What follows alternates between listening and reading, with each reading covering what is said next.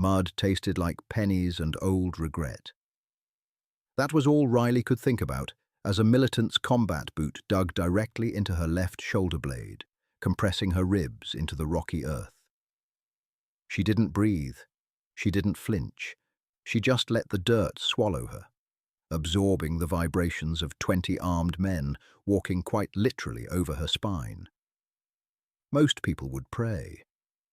Riley, the first female SEAL sniper deployed to this valley, just started doing the math.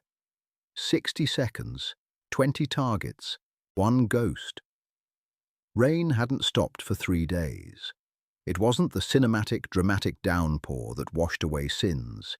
It was a miserable, stinging drizzle that turned the forest floor into a cold, abrasive sponge.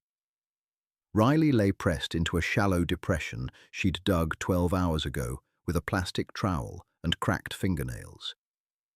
Her ghillie suit, hand-woven with rotting jute, burlap strips, and local pine needles, weighed an extra 15 pounds from the standing water. She could smell herself. It was a deeply human, deeply unpleasant odor. A sour mix of stale sweat, damp wool, and the unmistakable metallic tang of adrenaline that had long since soured into pure physical exhaustion. She hated the woods. The recruitment videos never showed this part. They showed the gold trident, the dramatic ocean insertions, the crisp uniforms, the slow-motion breaching. They didn't show a 32-year-old woman trying to ignore a centipede crawling up her inner thigh, because twitching a single muscle meant catching a 7.62 round in the teeth. They didn't show the blistering chafing of wet fabric against raw skin, or the pathetic, quiet indignity of having to urinate on yourself just to maintain body heat in near-freezing mud. Her spotter, Hayes, was gone. Medevaced 3 days ago with a shattered femur from a lucky mortar strike, leaving Riley alone on overwatch. Her orders were simple. Observe the valley, report movement, protect the primary squad pushing through the ravine 2 miles south. It sounded clinical on paper.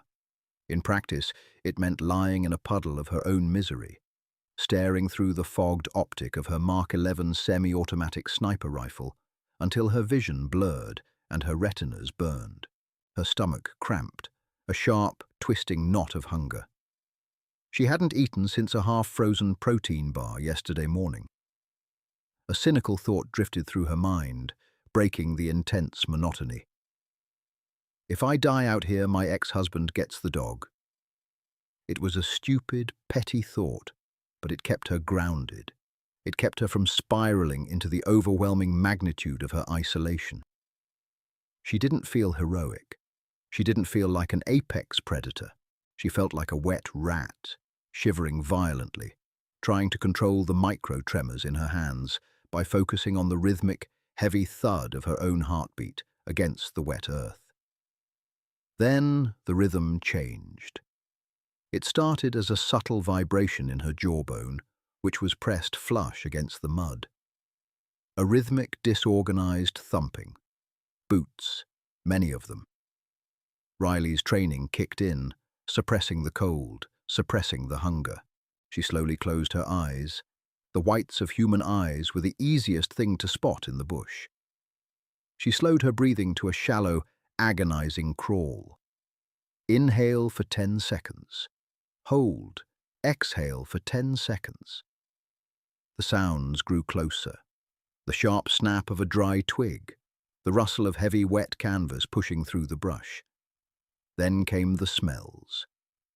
Before she even saw them through the dense ferns, she smelled them. Cheap, acrid Russian tobacco. Unwashed bodies. The sharp scent of gun oil and wet leather. They weren't exercising noise discipline. They were talking in low, guttural tones, their boots crunching carelessly over the terrain. An enemy patrol, and they were walking directly toward her hide. Riley's fingers tightened imperceptibly around the pistol grip of her rifle. Her thumb rested a millimeter from the safety selector. If they saw her, she was dead, A single sniper caught in the open against a platoon-sized element was a math problem that only ended one way. She couldn't shoot her way out of this, not yet. She had to become the dirt. She let her muscles go entirely slack, fighting the overwhelming human instinct to curl into a defensive ball. She exhaled her remaining breath, flattening her chest cavity, sinking deeper into the mud. "Just a log," she told herself. "I am a rotting log. I am nothing." The first boot landed 6 inches from her face. It was a worn, black combat boot, caked in yellow clay. Riley kept her eyes reduced to tiny slits, staring at the frayed laces. The man attached to the boot paused. He cleared his throat and spat. The thick ball of phlegm landed directly on the back of Riley's left hand. It was warm. The sheer, absurd disgust of it almost made her flinch, but the iron grip of self-preservation held her perfectly still. Another set of footsteps approached, 2 men standing directly over her. They were arguing about something. The tone was irritated, tired. Riley couldn't understand the dialect, but she understood the cadence of miserable infantrymen. They were just as wet and annoyed as she was. Then, the agonizing reality of her situation materialized. The patrol wasn't just passing by. They were using her micro-ridge as a path of least resistance through the dense undergrowth. A heavy, unforgiving weight slammed into the back of her right calf. Pain flared instantly, a sharp, electric shock traveling up her sciatic nerve. A soldier had stepped directly onto her leg. The man stumbled slightly, cursing, thinking he had tripped over a submerged root. He recovered his balance, his heel grinding down into her muscle tissue before he stepped off. Riley's teeth ground together so hard, she tasted copper from her own gums. She bit the inside of her cheek, using the localized pain to distract from the screaming nerves in her leg. "Don't gasp. Don't move. You're wood. You're dirt. More boots." The patrol was funneling through the gap. A third man stepped on her left shoulder blade. This one didn't stumble. He planted his full weight, easily 200 pounds with his gear, directly onto her back. Riley felt her ribs compress dangerously. The air was forced violently from her lungs, slipping out through her nose in a silent, desperate hiss. The pressure was immense. She felt the distinct, terrifying pop of cartilage in her shoulder as the boot ground her further into the depression. Black spots danced in her peripheral vision. The lack of oxygen, combined with the crushing weight, threatened to pull her into unconsciousness. She fought it with sheer, stubborn malice. She focused on the smell of the mud. She focused on the warmth of the spit on her hand. She focused on anything but the crushing boot. The man shifted his weight, pushing off her shoulder to climb higher up the ridge. The relief was instantaneous, but her lungs screamed for a deep breath she couldn't afford to take. She remained completely rigid, breathing in tiny, shallow sips of muddy air. Footstep after footstep passed. Some missed her by inches, others grazed her ghillie suit, pulling at the artificial foliage. She counted them by the vibrations. 5, 10, 15, 20. A squad of 20 heavily armed men. They lingered for another minute, a few yards away, checking a map or taking a breather. The scent of a freshly lit cigarette drifted over her, mocking her with its warmth. Riley lay there, a battered, bruised piece of the landscape, her leg throbbing, her shoulder screaming, her lungs burning. She felt intensely fragile, a bag of meat and bones that could be snuffed out by a single, downward thrust of a bayonet. Slowly, agonizingly, the sounds of the boots began to fade as the patrol moved over the crest of the ridge. They were heading south, toward the ravine, toward her squad. The realization hit her like a bucket of ice water. The patrol had bypassed the early warning sensors in the storm. In less than 10 minutes, these 20 men would flank her squad, shooting them in the back while they were pinned down by the main enemy force in the valley. Riley opened her eyes. The whites were bloodshot, rimmed with mud. She was alone again. She was in pain, but she was no longer just the dirt. The transition from prey to predator was not a glorious, cinematic shift. It was a cold, mechanical process, fueled by necessity and a dull, aching anger. Riley didn't feel a rush of righteous adrenaline.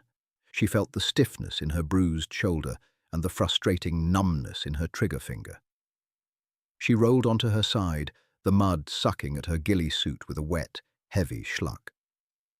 She ignored the stabbing pain in her ribs.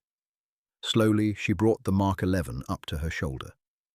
The rifle was heavy, covered in grime, but the internals were sealed and pristine. She thumbed the scope covers open, wiping a smudge of dirt from the ocular lens with the back of her thumb. Through the glass, the world snapped into terrifying clarity. The patrol was walking in a staggered column about 200 yards down the ridge. They were relaxed, their rifles slung lazily, confident they were behind enemy lines unseen. They were entering a small clearing, a bottleneck of fallen timber where the canopy broke. It was a fatal funnel, and they were walking right into the center of it. Riley settled her breathing. The desperate, shallow gasps from moments ago leveled out into a cold, calculated rhythm. She pressed the stock firmly into her bruised shoulder, accepting the pain as a grounding mechanism. She checked her dope, elevation, windage. The wind was dead, killed by the heavy drizzle. Distance, 210 yards, practically point blank for the 7.62mm platform. She had 20 rounds in the magazine, 20 men in the clearing. If she reloaded, she lost the element of overwhelming shock. If she missed, they would scatter into the brush and hunt her down. She needed to kill 20 men in 60 seconds. Front sight, press, follow through. The fundamentals chanted in her mind, a boring, repetitive mantra that kept the human emotion locked away. She targeted the man at the rear of the column first. Standard doctrine. Let the front keep walking. Her finger curled around the cold steel of the trigger. She found the wall of the two-stage trigger. She exhaled, pausing at the natural respiratory pause. Crack! Shh! The suppressed rifle spat, the heavy bolt cycling backward with a metallic clack, ejecting a smoking brass casing that burned into the skin of her forearm. She didn't flinch. Down in the clearing, the man at the rear collapsed instantly, his nervous system severed. He didn't cry out. He just folded into the wet earth like a dropped puppet. Riley shifted her reticle a fraction of an inch to the left. Press. The second man, walking 2 paces ahead, caught the round in the lower spine. His legs gave out, and he hit the ground screaming, a raw, wet sound that shattered the quiet of the woods. Imperfect. It wasn't a clean kill. It was messy, human reality. But a screaming man created panic. The patrol stopped, confusion rippling through the ranks. They hadn't located the origin of the suppressed shots. Some looked up into the trees. Others spun in circles. Riley was already moving, working the rifle with mechanical, brutal efficiency. Press. Target 3, chest. He spun backward into a fern bush. Press. Target 4, neck. A fine red mist hung in the humid air for a split second. Press, press, press. The rhythm took over. The recoil battered her bruised shoulder, a steady, punishing jackhammer. The smell of copper from her own blood mixed with the sharp, acidic stench of burnt cordite venting from the ejection port. Empty brass piled up against her elbow, searing her wet skin, but she couldn't stop to brush them away. Panic fully seized the patrol. 7 men were down in the first 12 seconds. The leaders started shouting, pointing aimlessly into the brush. Press. The man pointing lost his jaw and dropped. They started firing blindly. Deafening bursts of automatic AK fire tearing through the canopy overhead, shredding branches and raining leaves down on Riley's position. She ignored the snap of rounds breaking the sound barrier above her head. She was in the bubble. Just glass, crosshairs, and flesh. Press. A man trying to run for a large oak tree took a round in the hip, tumbling violently through the mud. Press. A soldier raising a radio to his mouth was violently interrupted, the heavy bullets smashing through the plastic handset and into his face. 15 seconds. 12 down. The rifle barrel was smoking heavily, the mirage from the heat blurring the lower half of her scope. The grip was slick with the mud and sweat from her own palms. Riley forced herself to slow down by a fraction of a second. Spraying was missing. Missing meant dying. Breathe. Find the center mass. Press. She worked the stragglers, the ones trying to crawl away, the ones paralyzed by the sheer, invisible violence decimating their unit. It wasn't a movie. There were no stylish, slow-motion falls. It was grotesque. Men were sobbing, clutching ruined limbs, scrambling over the bodies of their friends in a desperate, ugly bid for survival. Riley felt a cold, dark pit open in her stomach, an acute awareness of the horror she was unleashing, but she buried it. They were trying to kill Hayes. They were trying to kill her team. Press. Press. Her shoulder was completely numb now. The metallic clacking of the bolt was the loudest sound in her world. Target 19 was sprinting back up the ridge, directly toward her, blindly fleeing the slaughter. Riley tracked him, the crosshairs bouncing slightly with her pulse. She let him take 2 more steps, leading him just an inch. Press. He fell forward, sliding in the mud, his boots kicking weakly once before stopping. She swung the rifle back to the clearing. 1 left. He was pinned beneath the body of a dead comrade, struggling frantically to pull an unpinned grenade from his webbing. Riley's reticle settled on his exposed shoulder. Press. Click. The bolt locked back. The magazine was empty. For a terrifying second, silence hung over the woods, save for the moans of the dying. Riley's heart hammered against her bruised ribs. She didn't panic. Her hand shot to her belt, fingers closing around a fresh 20-round magazine. She hit the magazine release, letting the empty piece of plastic drop into the mud, slammed the fresh mag home, and slapped the bolt catch. The mechanical violence slammed a fresh round into the chamber. She reacquired the target in the glass. The man had freed the grenade and was looking wildly into the trees. Press. The final round struck him square in the chest. His hand went slack. 2 seconds later, the dropped grenade detonated with a muted, muddy crump, sending a shower of wet earth over the clearing. Then there was only silence. Riley kept the rifle shouldered for another full minute, sweeping the glass back and forth over the carnage. Nobody moved. Nobody stood up. The 60 seconds were over. Slowly, she lowered the weapon.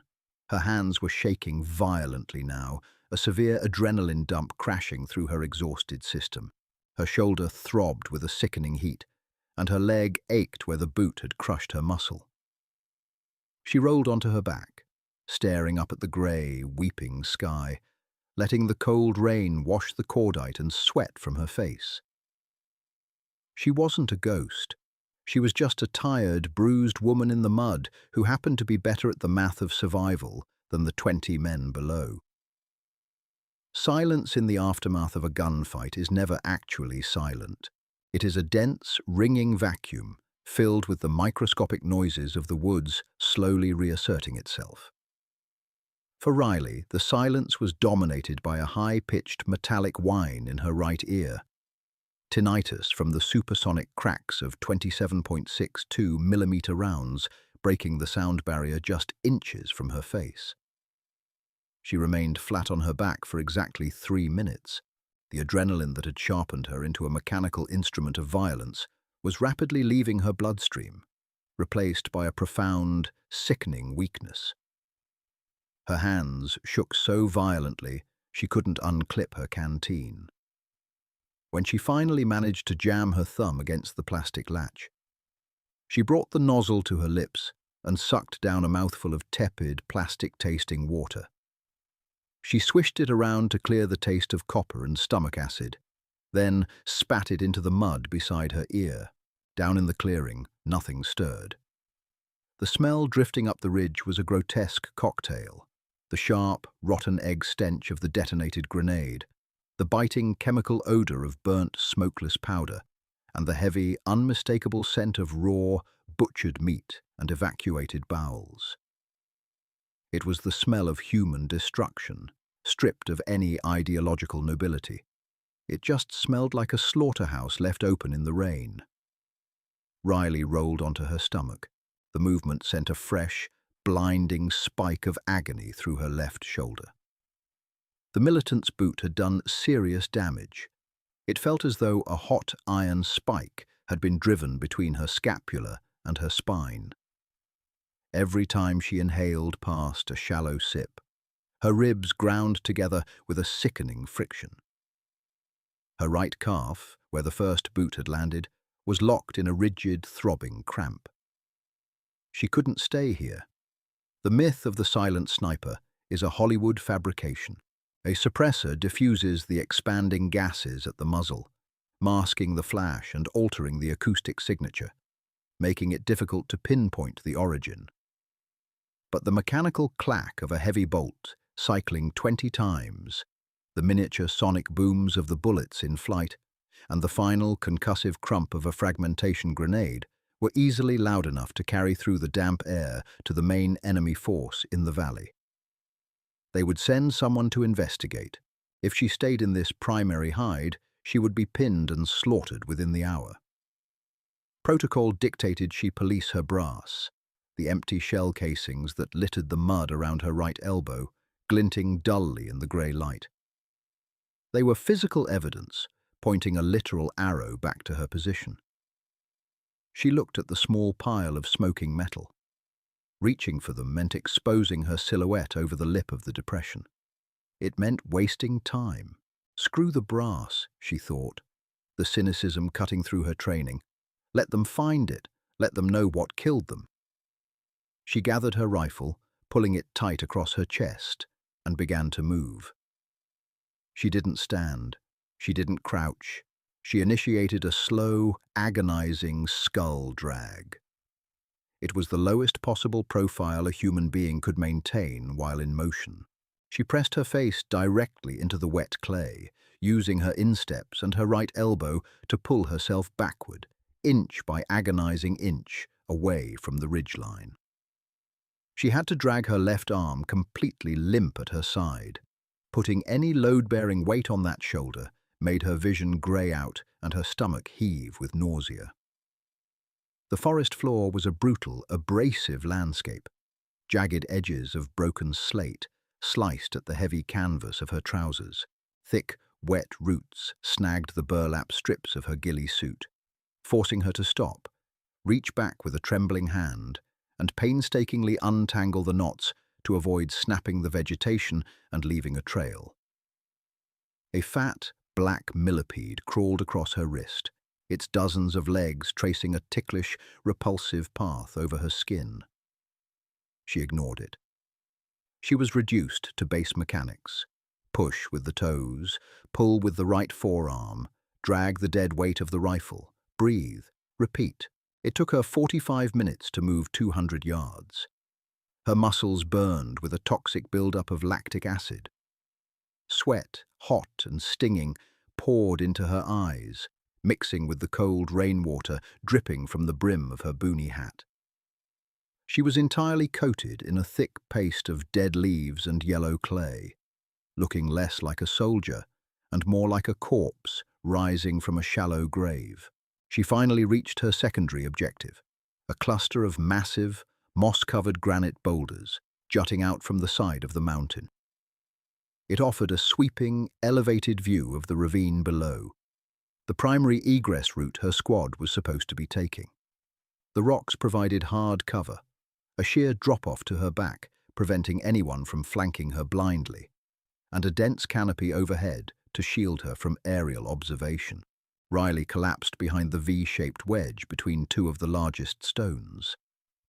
She didn't gracefully transition into a shooting stance. She simply folded, her legs giving out completely as she hit the hard, cold rock. She lay there, her cheek resting against the rough granite, her chest heaving with ugly, ragged gasps. The pain in her shoulder was no longer sharp. It had blossomed into a deep, heavy, throbbing mass that radiated up into the left side of her neck, locking her jaw tight. She closed her eyes, fighting the overwhelming gravitational pull of unconsciousness. The cold was seeping into her bones now that she had stopped moving. Her core temperature was dropping. The wet clothes clung to her like a secondary skin of ice. Just 10 minutes, a soft, treacherous voice whispered in her mind. Just close your eyes for 10 minutes. You earned it. She thought of Hayes, her spotter, lying in a sterile hospital bed in Ramstein, full of morphine, safe.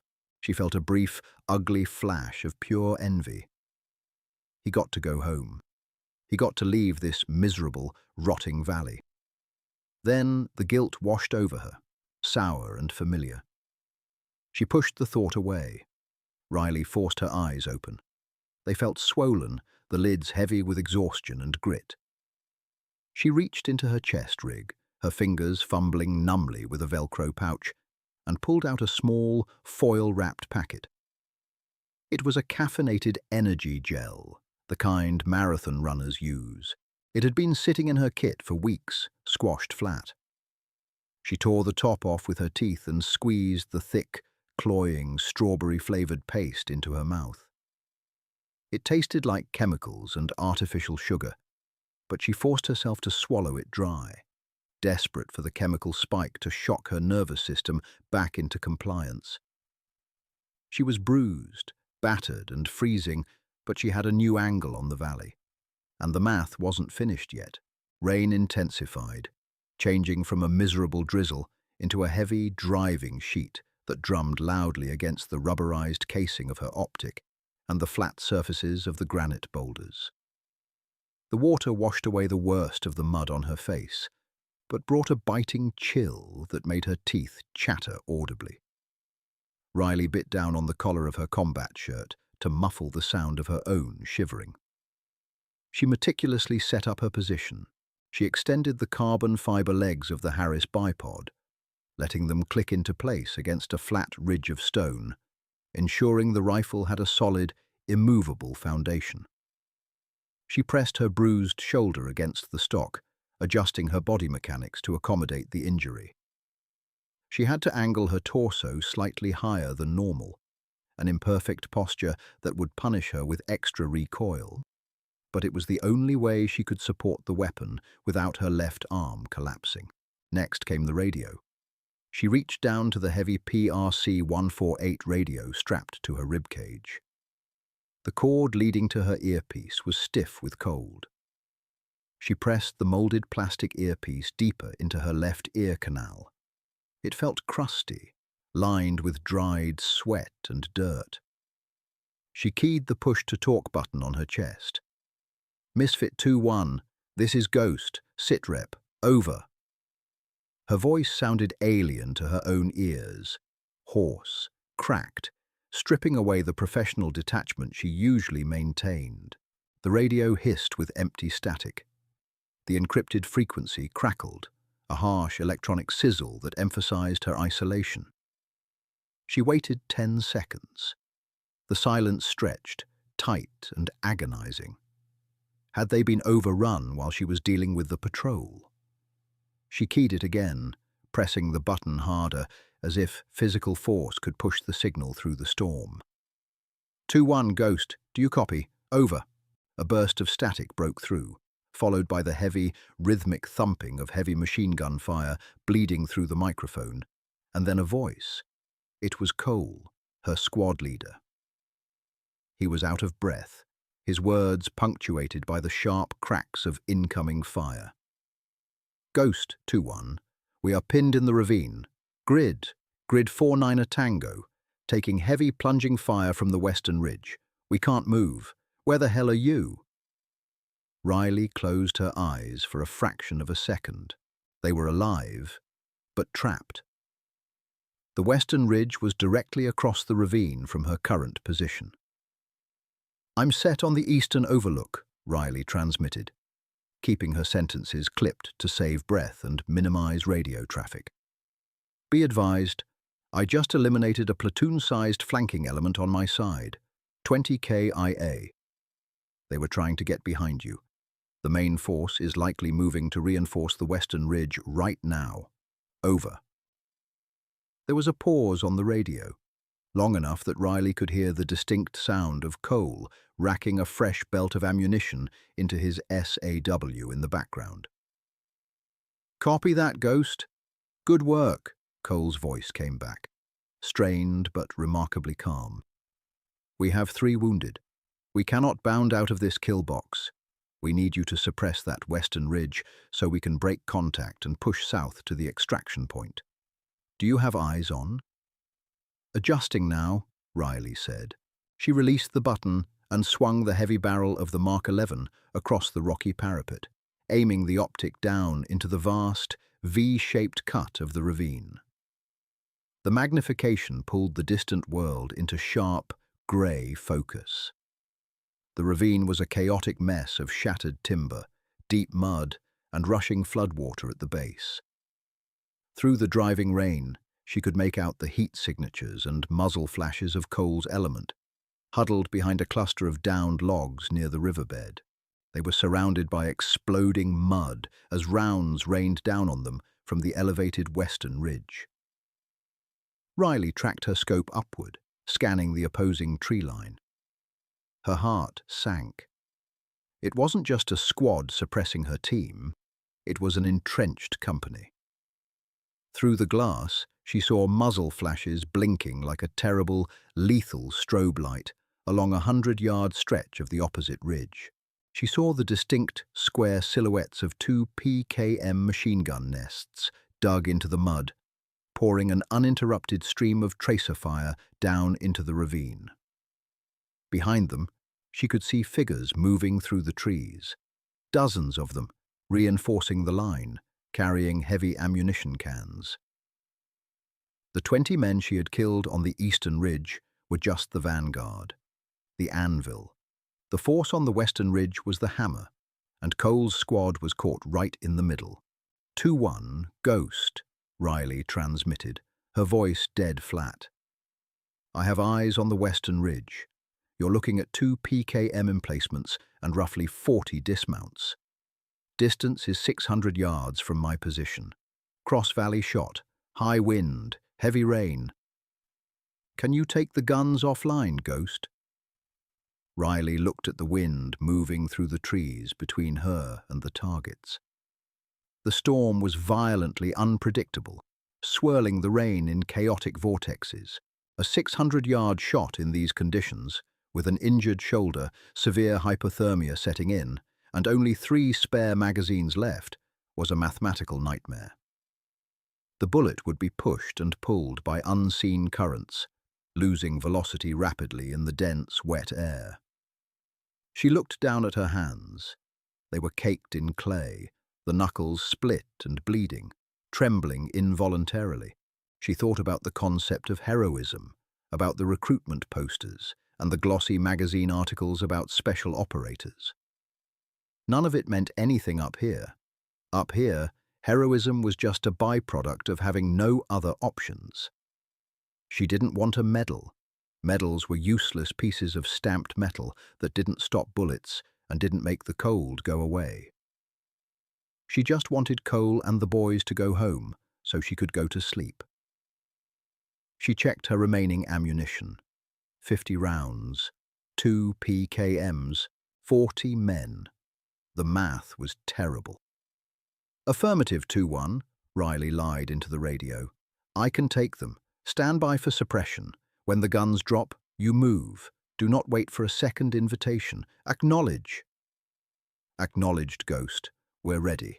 Make it count." Riley let go of the radio. She reached up and pulled the charging handle of the Mark 11, ensuring a round was seated perfectly in the chamber. She adjusted the parallax knob on the left side of her scope, bringing the distant machine gun nest into razor-sharp focus. She studied the movement of the rain, estimating the wind value. Left to right, roughly 8 miles per hour, but gusting. She dialed 2 minutes of angle into her windage turret. She shifted her body, forcing the bruised, agonizing knot of muscle in her left shoulder to accept the full weight of the rifle's recoil pad. The pain was blinding, bringing fresh tears to her eyes that she immediately blinked away. She exhaled slowly, watching her breath plume in the freezing air, and settled her crosshairs high and to the left of the primary PKM gunner's helmet, giving the wind and gravity the space they needed to work. She was no longer the dirt. She was the storm. Raindrops shattered against the objective lens of her scope, creating tiny, distorted fisheye views of the slaughter happening 600 yards away. Riley blinked violently, her eyelashes heavy with freezing water, and swiped the glass with a muddy, calloused thumb. It smeared the water, but cleared the optical distortion enough to see. Through the magnified glass, the primary PKM machine gun nest was a blurry mass of sandbags, rotting timber, and corrugated tin roofing. Behind the heavy barrel of the Soviet-era weapon, the gunner was a dark, featureless shape, his shoulders vibrating rhythmically as he poured an endless stream of belt-fed suppression down into the ravine. 600 yards. The flight time for her 175-grain bullet would be nearly a full second. In a sterile environment with a lead sled and a spotter, it was a routine shot. Here, balancing a heavy rifle on wet granite, with a torn shoulder, violent shivering, and a cross-canyon wind that was tearing leaves from the branches, it felt like throwing a dart blindfolded. She couldn't wait for the wind to die. It wasn't going to die. She had to shoot through it. Riley wedged her right boot into a shallow fissure in the rock, locking her lower body in place. She pressed her eye to the ocular lens, intentionally leaving a millimeter of dark shadow around the edge of the glass to ensure her head alignment was perfectly straight. She pushed her breathing down into her stomach. Inhale. Exhale. Find the bottom of the breath. The crosshairs danced erratically over the gunner's chest, bouncing in time with the violent tremors of her hypothermic core. She couldn't stop the shivering. It was a physiological failsafe, her body trying to generate heat while she deliberately forced it to lie perfectly still on freezing stone. She had to time the shot between the shivers. She watched the wind pushing the rain in a harsh diagonal slash, from left to right. She held the center of her reticle 3 body widths to the left of the gunner's head, aiming at nothing but empty, raining air. Her finger took up the slack on the trigger, hitting the firm, metallic wall of the second stage. Press. The rifle barked, bucking violently against her injured shoulder. Pain, absolute and blinding, exploded behind her left collarbone. It didn't feel like a blunt impact. It felt as though someone had driven a jagged piece of rebar directly into her joint with a sledgehammer. Her vision flared pure white for a fraction of a second, her jaw locking so tight her teeth audibly grated together. She fought through the whiteout, forcing her eye to stay in the optic, forcing her brain to process the visual feedback. Through the glass, she saw the trace, a tiny, distorted vapor trail swirling in the air behind the supersonic bullet, bending sharply to the right as the cross-canyon wind grabbed it. Splash! A puff of brown mud erupted from the sandbags, 2 inches to the right of the gunner's elbow. She had missed. The wind was stronger down in the bowl of the valley than it was at the ridgeline. A wave of bitter, cynical frustration washed over her. Math, she thought angrily. It's just stupid math, and you are failing. She didn't waste time cursing. The bolt was already cycling backward, her right hand working the action with a violent, practiced speed. The hot, empty casing spun out of the ejection port, bouncing off the granite with a sharp tink before rolling into a puddle. The gunner hadn't noticed the impact. The deafening roar of his own weapon masked the supersonic crack of her near miss. Riley forced her body back down, accepting the fresh wave of agony radiating from her shoulder. She adjusted her hold, pulling the reticle 4 body widths to the left, aiming almost at the edge of the sandbag wall. Hold, shiver, stop, press. The rifle kicked again. The pain spiked, sending a wave of hot nausea rolling into her throat. She swallowed it down, keeping her eye glued to the glass. The vapor trail zipped across the valley, a deadly invisible wire. This time, there was no splash of mud. The dark shape behind the machine gun jerked violently backward, collapsing instantly over the receiver of the PKM, silencing the weapon. The heavy thumping noise echoing up from the valley suddenly halved in volume. "One down," Riley whispered to herself, the sound of her own voice hollow and raspy. She didn't stop to admire the work. Beside the dead gunner, the assistant, a younger, smaller man carrying the ammunition belts, was already scrambling over the sandbags, shoving the body out of the way to take control of the spade grips. Riley didn't calculate. She just reacted. The bolt clacked forward. She kept the same hold. Press, the rifle battered her. The A-gunner slumped forward before he could even rack the charging handle, his helmet bouncing off the steel feed tray cover of the machine gun. She shifted her hips, dragging the bipod legs an inch across the granite, pivoting the heavy barrel toward the second PKM nest, 40 yards further down the western ridge. This gun was elevated slightly higher, tucked beneath the sprawling roots of an overturned cedar tree. Her lungs were burning. She was holding her breath for too long, depriving her already exhausted brain of oxygen. Grey spots began to swim at the edges of her vision, a warning sign of impending syncope. She forced herself to take 2 rapid, deep breaths, pulling the freezing, damp air past her teeth. The second gunner was actively firing, oblivious to the fact that his sister gun had gone offline. Riley found him in the glass. The heat from her rifle barrel was starting to create a mirage, a wavy distortion in the air directly in front of her scope that made the target look like it was underwater. She ignored it, relying on muscle memory and the reticle. Hold left, 4 widths, press.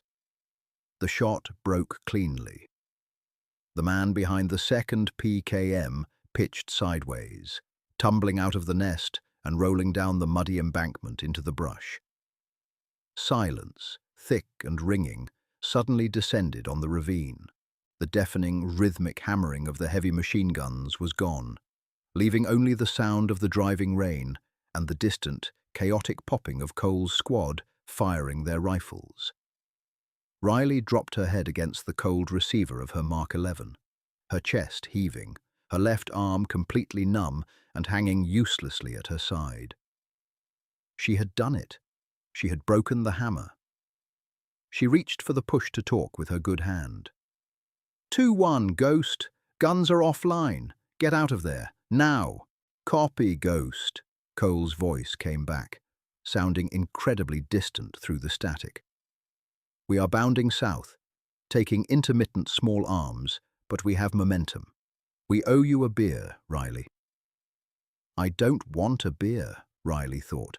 staring blankly at a droplet of water suspended on the brim of her hat. "I want a hot shower, and for everyone to stop shooting at me." She slowly lifted her head to look back through the scope, intending to provide covering fire for their egress. That was when the western ridge erupted in light. Survival is rarely a beautiful, orchestrated ballet of tactical movement. It is usually a desperate, ugly scramble against physics and terror. The 2 heavy machine guns were down, but the 40 dismounted infantrymen spread across the western ridge were not blind. They had watched their heavy support get systematically picked off by a ghost across the valley.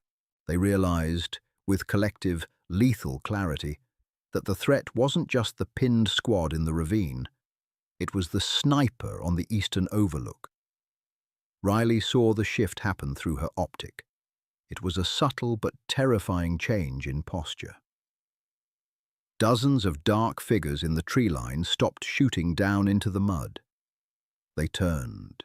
They raised their rifles, pointing them directly across the 600-yard expanse of open air, straight at the cluster of mossy granite boulders where Riley lay. "Oh, you have got to be kidding me," she muttered, the cynicism bubbling up through the sheer dread. The first tracer round looked deceptively slow.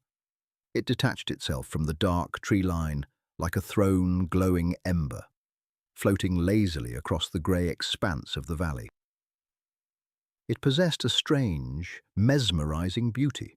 Then it closed the distance. The optical illusion of slow motion shattered. The glowing red phosphorus snapped past Riley's right ear with a deafening supersonic crack that sounded like a bullwhip being snapped inside a tin can. Before she could even flinch, the rest of the volley arrived. The air around her was suddenly filled with violent, invisible bees. The eastern ridge was hammered by concentrated, furious rifle fire. Dozens of AK-47s and light machine guns poured lead across the valley, entirely unconcerned with accuracy, relying entirely on the sheer volume of overwhelming suppression. Smack, crack, whine. Rounds slammed into the face of the granite boulders, chipping away massive chunks of ancient stone. A bullet impacted directly in front of her bipod, shattering a piece of slate and sending a razor-sharp shower of rock fragments exploding into her face. Riley squeezed her eyes shut, turning her head away as the jagged splinters of stone cut into her cheek and the bridge of her nose. The sharp, hot sting of torn skin was immediately followed by the warm trickle of blood mixing with the freezing rain. She tasted chalky granite dust and copper in the back of her throat. She flattened herself completely, pressing her face entirely into the rock, wishing she could melt into the porous surface. The noise was apocalyptic. It was a continuous, roaring drumbeat of impacts, ricochets, and the high-pitched screaming of deformed bullets spinning off into the trees. Leaves, twigs, and chunks of moss rained down on her back as the vegetation above her hide was shredded to pieces. "Your bait," her internal monologue whispered, cold and pragmatic. "You took the heat off coal, and now they are going to turn this rock into gravel." She could just lie there. She could hide behind the massive stones, keep her head down, and wait for them to run out of ammunition or lose interest. It was the only rational, survival-oriented choice. Her shoulder was ruined. She was bleeding from the face, and she was so cold she couldn't feel her toes. But if she stopped shooting, they would realize she was suppressed. They would realize she was no longer a threat, and they would turn their rifles back down into the ravine, pinning Cole's squad before they could reach the tree line.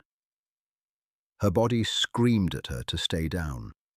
Every human instinct forged over millions of years of evolution demanded that she cower behind the rock. Riley hated herself in that moment. She hated the stubborn, mechanical discipline that had been drilled into her brain until it superseded her own desire to live. With a ragged, furious exhale, she pushed herself back up onto the rifle. The pain in her shoulder was entirely ignored now, overridden by a massive, final dump of adrenaline born from pure, cornered animal desperation. She didn't bother checking her dope. She didn't bother with the elegant, slow squeeze of the trigger. She just found a muzzle flash in her scope and pulled. Press, clack, press, clack, press.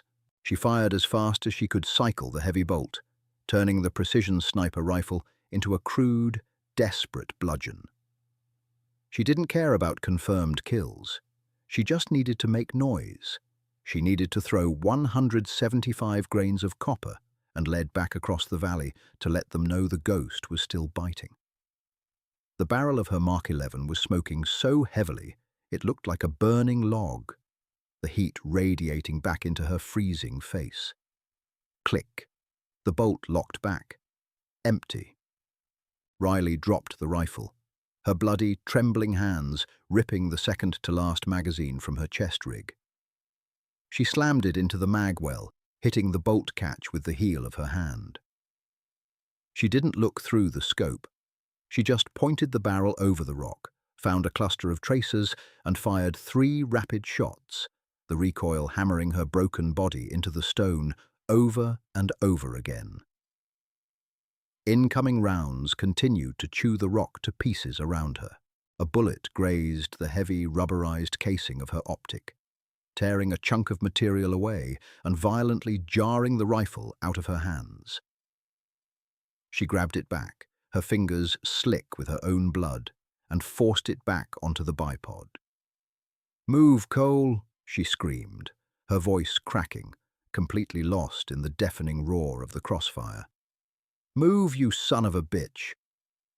She found another target in the glass, a man standing behind a tree, leaning out to fire. Press. The tree bark exploded. The man ducked back. She was bleeding. She was broken. She was operating entirely on spite and muscle memory. A solitary, muddy creature violently rejecting the math that said she should be dead. She fired until the magazine ran dry again, the empty brass piling up around her, a futile, pathetic barricade against the wall of lead tearing the forest apart. Rain washed the blood from her face as fast as the jagged cuts on her cheek could produce it. She tasted the grit of pulverized rock between her molars, a chalky, bitter paste that coated her throat. 20 rounds left. 1 magazine. That was the entirety of her world right now. A single, curved piece of black plastic and 20 brass cylinders separating her from a very lonely, very violent death on an unnamed mountain. She slammed the final magazine into the well. Her hands were no longer just shaking. They were spasming, the fine motor skills entirely eroded by cold and adrenaline exhaustion. She had to slap the bolt catch 3 times with the heel of her palm before the metal gave way, chambering around with a heavy, final clack. Incoming fire began to taper off. It wasn't a sudden cinematic silence. It was a gradual thinning of the barrage. The deafening, continuous roar of automatic weapons devolved into sporadic, searching single shots. Crack, whine. A bullet smacked into the mud a few feet to her left. Another chipped the top of her granite barrier. Riley didn't mistake the lull for a victory. She knew exactly what it meant. They had realized they were wasting ammunition on a rock. The initial shock of taking accurate fire from across the valley had worn off, replaced by the grim, methodical tactics of seasoned infantry. They were maneuvering. They were fanning out, looking for an angle, or worse, sending a flanking element down into the ravine to climb her side of the ridge. She pressed her forehead against the freezing stone, closing her eyes. The pain in her left shoulder was a living, breathing entity now, pulsing in time with her erratic heartbeat. The nausea was suffocating. If she tried to stand, she would vomit. If she vomited, she would pass out. Suddenly, the PRC-148 radio strapped to her ribs crackled to life. the vibration vibrating sharply against her bruised chest. "Ghost 2-1, radio check, over." Cole's voice was different this time. The frantic, breathless tension of a man trapped in a kill box was gone. He sounded exhausted, hollowed out, but steady. Riley reached down, her bloody fingers fumbling with the heavy plastic push-to-talk button. She pressed it, her thumbs slipping slightly on the wet surface. 2-1, this is Ghost. Send it." Her voice was barely a whisper, a ragged scrape of sound.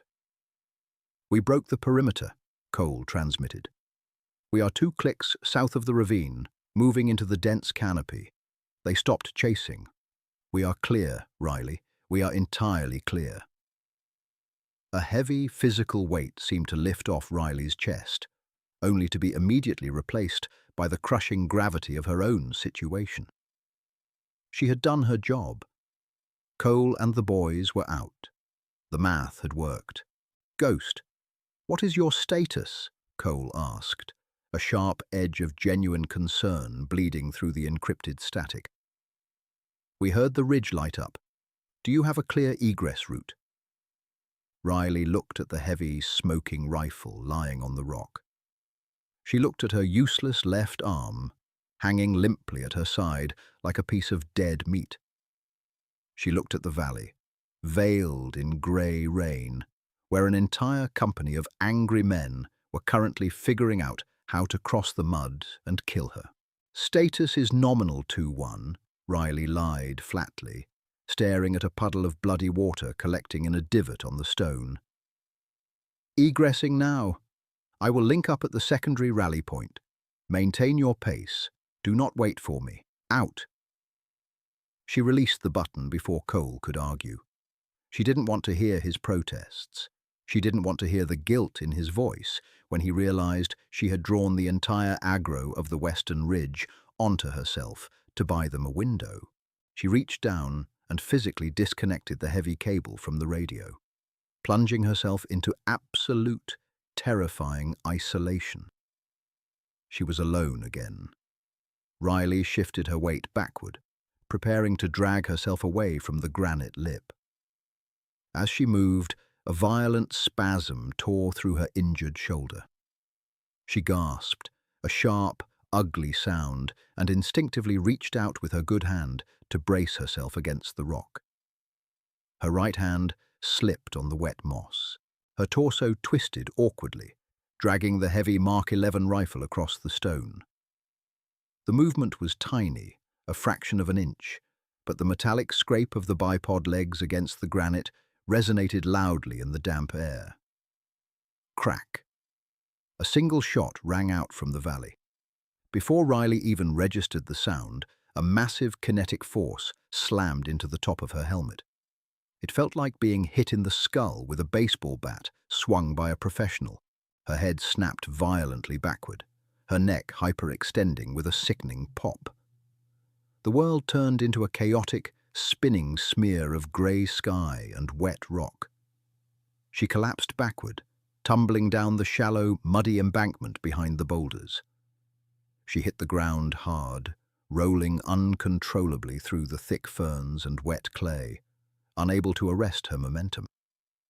The heavy sniper rifle tumbled with her, the steel barrel bruising her ribs and battering her shins. She finally came to a stop at the base of a rotting pine stump, lying flat on her back in a deep puddle of freezing mud. For 10 seconds, there was only a high-pitched electronic squeal in her ears. She couldn't see. Her vision was entirely black, swimming with violently bright, flashing geometric shapes. She tried to breathe, but her diaphragm was paralyzed. "I'm dead," she thought, a strange, detached calmness washing over her. "That's it. It's over." But then the cold bit into her. The freezing, muddy water seeped through the collar of her shirt, shocking her nervous system. She gasped, sucking in a lungful of wet, earthy air. She blinked violently, and the blackness slowly fragmented, revealing the grey canopy of the trees spinning drunkenly above her. She reached up with a trembling right hand, dragging her fingers across the top of her Kevlar helmet. She felt a deep, jagged groove cut entirely through the composite material, stopping just a fraction of an inch from the inner suspension webbing. A sniper on the western ridge had seen the movement. He had aimed for her head. The curvature of the helmet and the angle of her slip had deflected the round, turning a fatal brain injury into a severe concussion. She was alive. Riley let her hand drop into the mud. She didn't feel a surge of gratitude. She didn't thank God. She just felt an overwhelming, bone-deep exhaustion. Survival wasn't a reward. It was just a continuation of the punishment. Getting up was out of the question. Her equilibrium was completely shattered by the impact to her helmet. The woods were tilting at a severe, nauseating angle. If she tried to stand, she would fall immediately. Riley rolled onto her stomach, the mud sucking at her wet clothes with a pathetic, squelching sound. She reached blindly into the ferns, her fingers closing around the cold, muddy barrel of the Mark 11. It weighed 15 pounds. Right now, it felt like it weighed 100. Standard operating procedure dictated that a sniper never abandons their primary weapon system.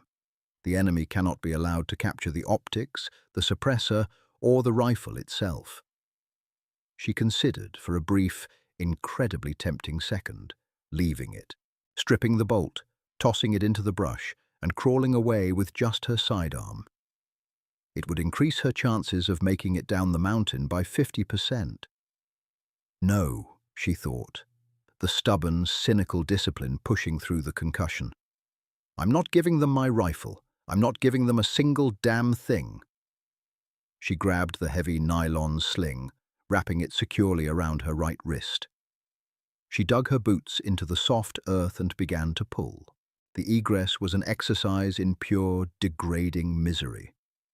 It was a one-armed skull drag through an unforgiving landscape, dragging a 15-pound anchor of steel and glass behind her. Every time her heart beat, a fresh wave of blinding pain pulsed in her left shoulder and throbbed against the bruised interior of her skull. She moved blindly, navigating by gravity. Down. She just had to keep going down, away from the ridge, away from the valley. The storm proved to be her only ally. The torrential downpour intensified, washing away the blood she bled onto the leaves, masking the sound of her clumsy, desperate crawling, and completely destroying any thermal signature she was giving off. She became a cold-blooded animal, her core temperature dropping dangerously low, her body blending into the wet, rotting detritus of the forest floor. Time lost all meaning. It could have been 2 hours. It could have been 6. She operated in a fugue state of pain and mechanical repetition. Dig the boot in, pull with the right arm, drag the rifle, ignore the nausea, ignore the cold. She crawled through briar patches that shredded her forearms. She dragged herself through stagnant, freezing streams that filled her boots with ice water. She didn't stop when her right elbow was rubbed raw and bleeding from the friction. She didn't stop when the muscles in her back cramped so violently she had to bite through her own lip to keep from screaming. She just kept moving. Eventually, the angle of the slope leveled out. The dense pine trees gave way to a sparse, muddy clearing filled with tall, yellow grass. Riley stopped. She couldn't lift her head to look around. Her chin rested in the mud, her breath coming in shallow, ragged rasps. The rain was still falling, but the wind had died down. A new sound cut through the steady drumming of the rain. It was a deep, rhythmic thumping, entirely different from the heavy machine guns. It was a mechanical, physical beating of the air. Rotors. She forced her eyes open. Through the blurry grey haze of her concussion, She saw the massive, dark silhouette of an MH-60 Pavehawk helicopter hovering 30 feet above the clearing, its rotor wash violently flattening the yellow grass and whipping the rain into a horizontal frenzy. Two figures in dark, tactical gear were splashing through the mud toward her, their rifles lowered, shouting something she couldn't hear over the deafening roar of the turbines. They reached her. Hands grabbed the webbing of her chest rig. Hands grabbed the heavy sling of the Mark 11, taking the unbearable weight away from her bruised wrist. She didn't fight them. She just let her muscles go completely slack, surrendering to the physical manipulation. They dragged her toward the waiting aircraft. It wasn't a heroic carry. They were practically dragging her like a sack of wet cement. They hauled her up onto the cold metal floor of the helicopter cabin. The smell hit her instantly. A sharp, industrial mixture of JP-8 aviation fuel, hot hydraulic fluid, and sterile medical supplies. It was the best thing she had ever smelled. A medic wearing a headset dropped to his knees beside her. He was shouting, but the sound was muted, muffled by the ringing in her ears and the roar of the engines.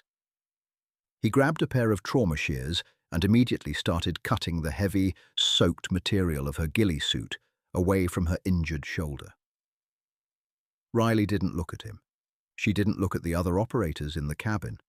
She just stared blankly at the ribbed metal ceiling of the helicopter as it banked sharply, climbing away from the miserable, rotting valley. Someone threw a thick, crinkly foil space blanket over her shivering body. It trapped the meager heat she had left, wrapping her in a noisy, metallic cocoon. She closed her eyes. She didn't feel like a hero. She didn't feel like a ghost who had single-handedly broken an enemy assault.